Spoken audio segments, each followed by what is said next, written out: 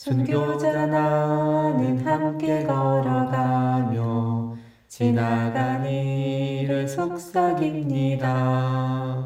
손을 맞잡고 산과들을 따라 친구가 되어 걸어갑니다. 손을 맞잡고 산과들을 따라 친구가 되어 걸어갑니다.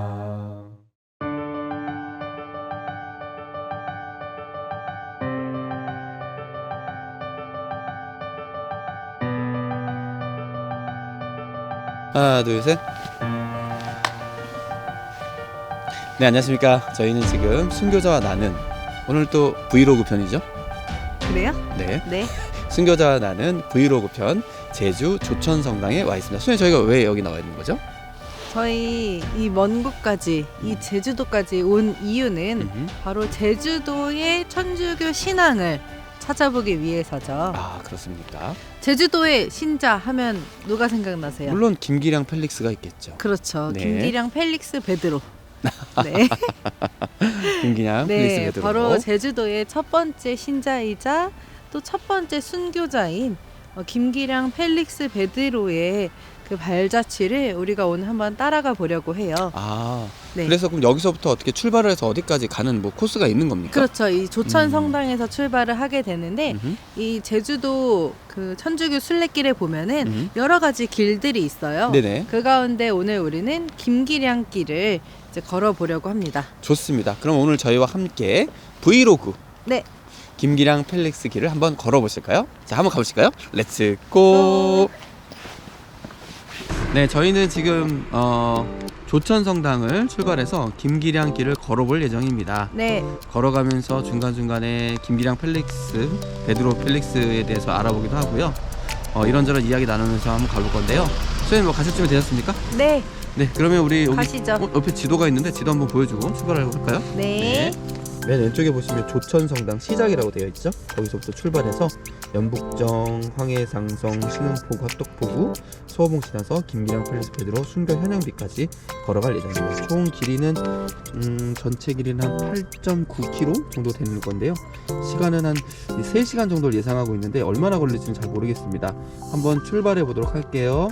자, 저희는 지금 약간 우중충한 날씨와 함께 네. 시부님 얼굴처럼. 조천을 지나가고 있습니다. 중간중간에 보니까 아까 김기량길 설명을 보니까 중간중간에 포인트들이 좀 있어요.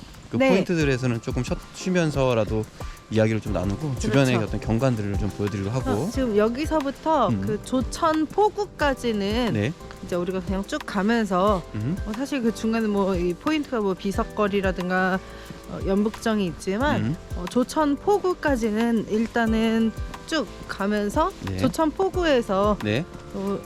또 김기량 관련한 일이 있으니까 어, 네, 거기서 포인트를 잡으면 좋을 것 같아요. 그래요. 그럼 그쪽에서 뭐 김기량 펠릭스 베드로에 대한 이야기를 좀 나누면 좋을까요? 아니 우리 가면서 좀 이야기를 하다가 아, 거기서 뭔가 포인트를 두고 얘기하시겠다. 그렇죠. 아, 좋습니다. 그래서 그게 어떤 지점이 되는 곳이기 때문에 사실 길 지금 너무 예뻐. 이 길이 되게 궁금하실 텐데 중간중간 제가 걸어가는 그 길도 좀 함께 보여드리면서 재밌네요. 저 멀리 바다가 보여요. 그러니까 그죠? 여기 길도 너무 예쁘잖아요. 어디? 아, 여기 돌담길이 이쁘다. 그죠?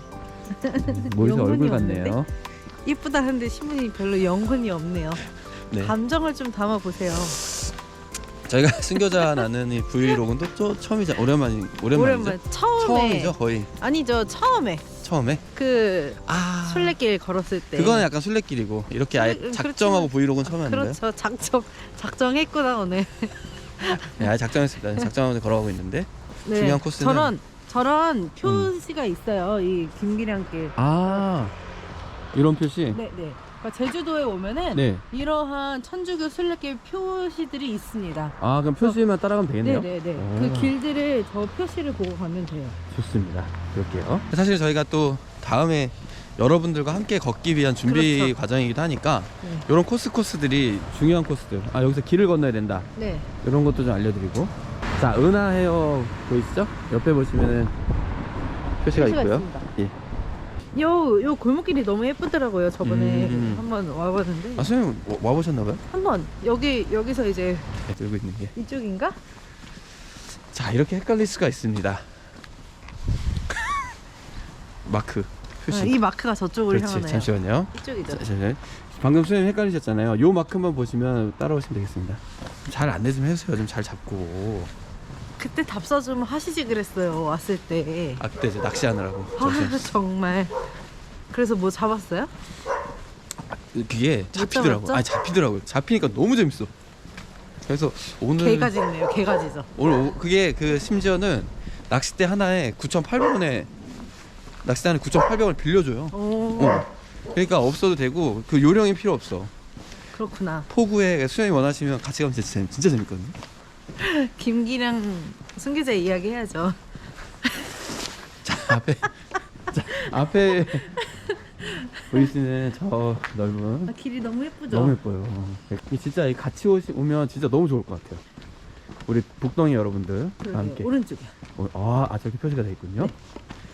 자, 어느 점에서부터 우리가 이야기하면 좋을지. 저는 여기서부터 관덕정까지는 가봤어요. 관덕 포구인가? 관덕정, 연북정 아니고? 연북정. 네. 연북정까지 갔었고 그때 한정식 사님이랑 네. 영덕동까지 가야지. 그래서 지금 같이 왔던 기억이 있습니다. 자, 김기량 펠릭스에 대한 이야기 한번 나눠볼까요? 네. 이 김기량 펠릭스 베드로는 제주도 사람으로 네. 1816년에 태어났어요. 어허. 이 제주 함덕 출신이십니다. 예. 우리가 그래서 이렇게 쭉 가다 보면은 함덕을 지나게 될 건데요. 예. 바로 그곳에서 태어나셨고 음. 이제 김기량이 천주교를 이제 접하게 된 것은 40이 넘었을 때였어요. 그때까지는 이 제주도에 살면서 천주교를 잘 모르고 있었는데 예. 그때까지는 여기에 천주교가 전파가 되지도 않았고 그렇죠.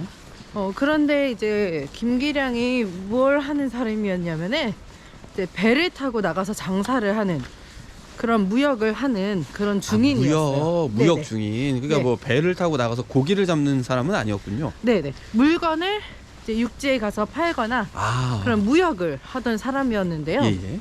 여기 또 용천수 탐방길이 있어가지고 잠깐 또 노천탕이래요. 가볼까요, 선생님? 선생님 한번 저기 샤워 좀 하셔야죠. 왜냐 여기 너 길이 너무 예뻐. 안 씻으신 것 같아요. 여기 보세요, 너무 예쁘잖아. 우와, 이 길로 줄 수가 없다고. 길 있네. 우와. 그렇지. 이거 찍어줘야지. 오, 이런 겁니다. 이런 거야. 야, 떴다. 이제 김기량이 1857년에 네. 이제 뭐 여느 때처럼 바다에 나갔어요. 예. 그런데 이제 풍랑을 만나서 난파되고 네. 이렇게 표류하게 되었던 거죠. 음흠. 무려 한 달. 한 달이요? 네, 오. 무려 한 달가량 바다 위에서 이렇게 표류되어 있었는데 같이 갔던 동료들도 다 이제 탈진하고 이렇게 죽었어요. 네. 그 김기량도 별로 건강한 상태는 되지를 못했겠죠? 네. 이제 숨만 겨우 붙어 있는 그런 상태에서 음흠. 중국 광동 해역 네. 부근에서 영국 배에 의해서 구조가 되었습니다. 레이놀드 셔먼호 아닌가요? 네? 그냥 얘기해봤어요. 자세한 영국 배의 명칭은 모르겠지만 예. 빅토리아호 같은데 느낌상. 네, 그래서 이 영국 배에 의해서 예. 정말 간신히 구조가 되어서 음흠. 홍콩으로 가게 되었습니다. 예. 근데 여기서부터 정말 놀라운 일들이 벌어지게 되는데요. 네네. 홍콩으로 이제 갔을 때에 홍콩의 관리가 김기량을 보고서 사실 일본인인 줄 알았어요. 그래서 일본어를 할 줄 아는 프랑스 신부님을 모셔오게 되었습니다. 네. 근데 신부님 이렇게 보니까 옷차림이 조선 사람인 거예요. 그분은 아셨군요. 네, 일본어를 네. 하시니까. 네, 그 조선 사람인 걸 알았던 이유가 왜냐하면 그때 당시에 홍콩에 네. 조선 신학생이 체류하고 있었어요. 예. 그러니까 김대건 씨는 이후인 거죠? 그 이후죠. 예. 1857년 이때 당시에 조선인 신학생이 3명 있었습니다. 그래서 김사도 요한, 네.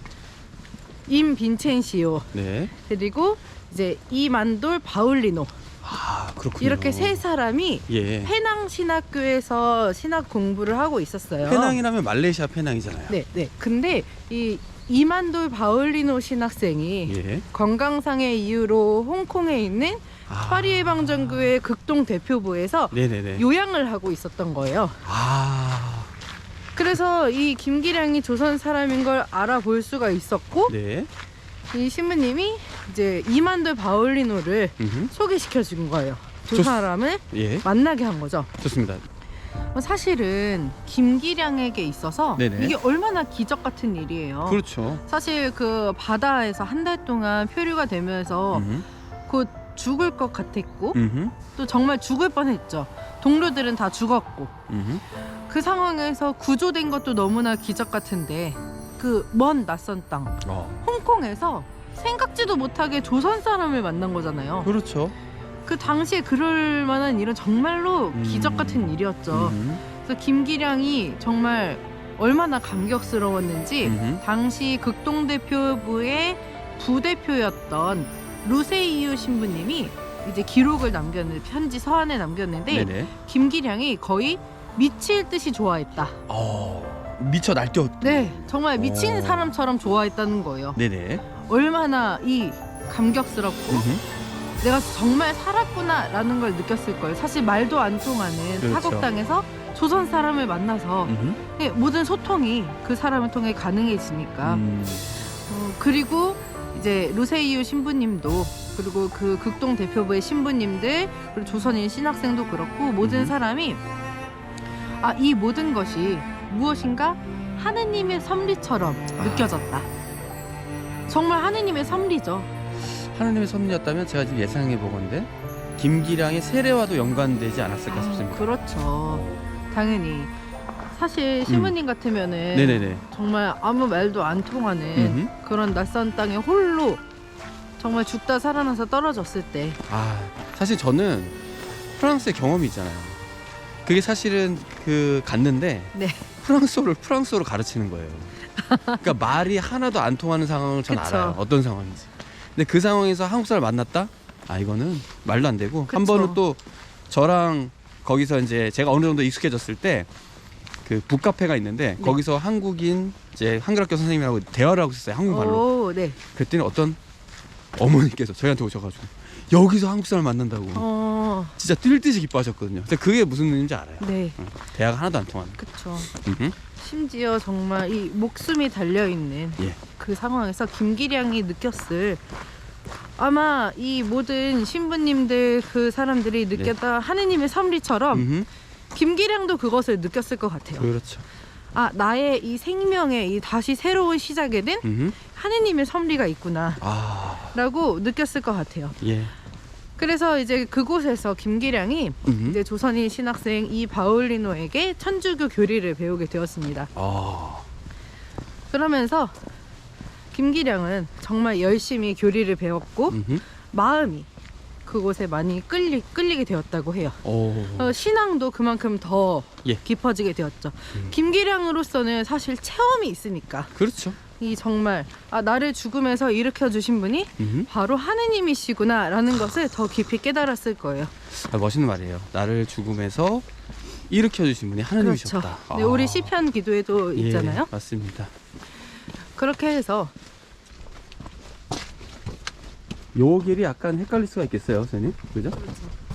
근데 너무 예쁘죠 길이. 너무 예쁘네요. 제 얼굴처럼 예쁩니다. 꼭 한마디를 그래서 꼭 영상을 못 써. 쓰면 어때요? 뭐 제발 넣어줘 그런 알겠어요, 거. 수사님의 드립 같은 알겠다고요. 거. 자꾸 좋은 면만 보여주지 말고. 자. 그렇게 교리를 배운 김기량은 예. 그곳 1857년 5월 31일 그때가 성령 강림 대축일이었어요. 네. 성령 강림 대축일에 루세이오 신부님에게서 세례를 받게 되었습니다. 결국 세례를 받으셨군요. 그렇죠. 아까 전에 그런 것이 은총이고 섭리였다라는 말 속에 왠지 모를 세례까지 이루어질 것 같은 느낌이 들었는데 역시나 세례를 네. 받으셨군요.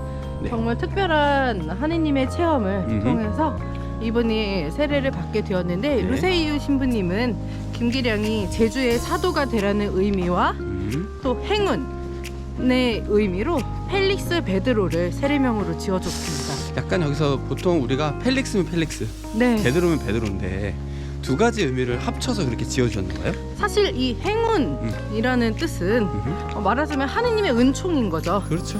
우리가 그냥 운이 따른다 하지만 사실은 그 모든 것이 하느님의 섭리 안에 있는 거고 그렇습니다. 하느님께서 마련해 주신 특별한 은총이라고 보았을 때 김기량은 하느님의 은총 속에서 그 하느님의 은총을 전달하는 이제 제주의 사도로 또 이제 부르심을 받은 거죠.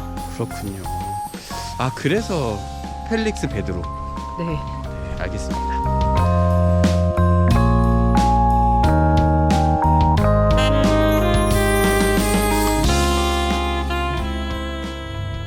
네, 저희는 지금 김기량길 코스에는 연북정에 도착했습니다. 연북정에는 뭐 특별한 의미는 없죠, 선생님? 연북정 설명은 저기 보세요. 네, 순교다라는 사상 가장 성의 없는 설명이 아니었나. 자기 거 아니면 모른다. 그것도 공부 안 하셨거든. 그러니까 당연히 모른다. 네, 생각이 들고요. 제가 알기로는 연북정은 제주도에 들어오는 배를 관찰하는 와, 한라산 봐 와. 라고 알고 있어요.